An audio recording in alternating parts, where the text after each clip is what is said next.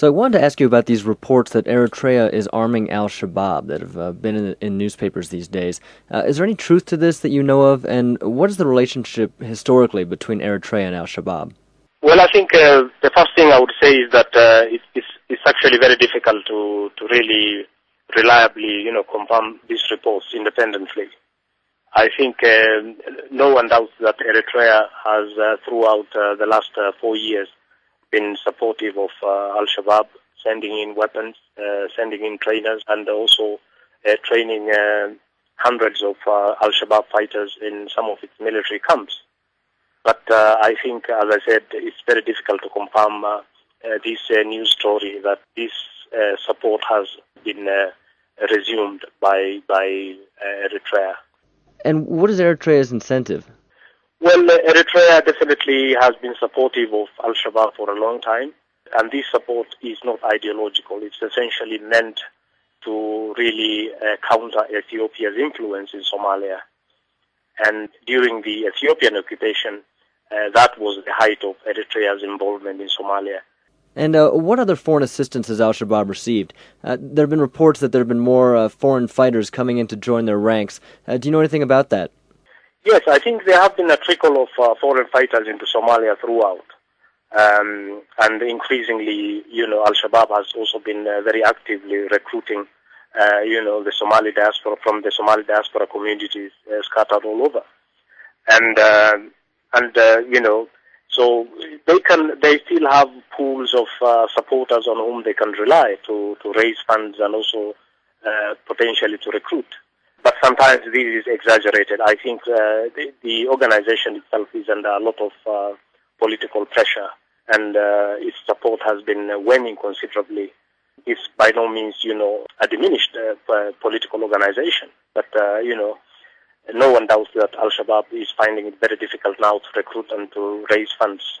In the past, though, when foreign armies have come into Somalia, it's actually helped to boost support for al-Shabaab. Is there any indication that's happening now?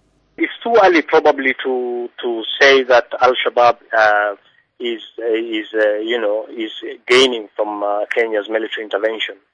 But probably, if it becomes, Kenya's intervention becomes prolonged, and then you have serious civilian casualties, then the tide may quickly turn in favor of al-Shabaab, and the al-Shabaab will definitely whip up, ultra-nationalism and as they have done in the past, benefit from playing the nationalist card. And on the other side, a lot of past fighting in Somalia has been characterized as proxy wars that are really serving the interests of other regional or international actors. I'm wondering if that's happening now and who the actors might be, because a lot of foreign governments have been totally silent about whether they are supporting Kenya's incursion. Yes, again, it's very difficult to know who are the parties who are supporting Kenya's military intervention. But I think there could be some of the reports that have emerged in recent weeks may be credible, that the Kenyan military may be getting some form of logistical and intelligence support from some of its traditional Western allies.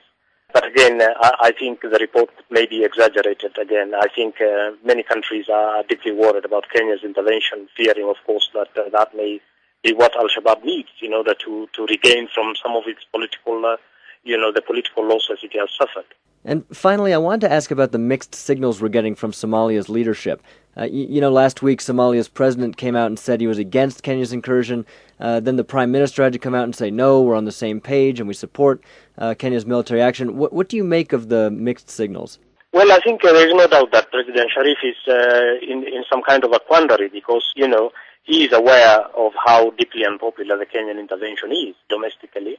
And he knows that there are probably significant numbers in Parliament, MPs, who are clearly opposed to this intervention. And so he fears that if he comes out openly in support, then that may give extra ammunition to some of his rivals within the government. And also that may not go down well within the domestic constituency itself. So this is probably what explains this confusion and the ambivalence on the part of Sharif to come out openly and support the Kenyan military intervention.